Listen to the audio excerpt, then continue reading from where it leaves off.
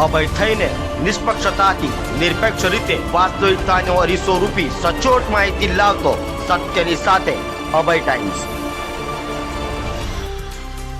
સુરતમાં ઝાડ પડવાની ઘટનાઓ યથાવત હોય તેમ અનેક જગ્યાએ ઝાડ પડવાની ઘટનાઓ બની હતી તો સુરત નવી સિવિલ હોસ્પિટલ પાછળ અને વરાછામાં સવાણી એસ્ટેટ ખાતે ઝાડ પડતા ફાયર દોડતું થયું હતું અને ઝાડ કાપી રસ્તો ખુલ્લો કર્યો હતો।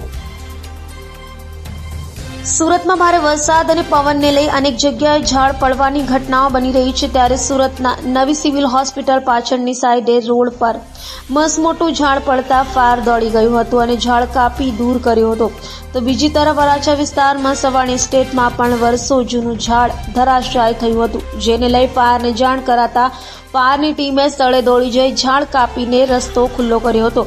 સદનસીબે ઝાડ પડવાની ઘટનાઓમાં કોઈ જાનહાનિ થઈ ન હતી।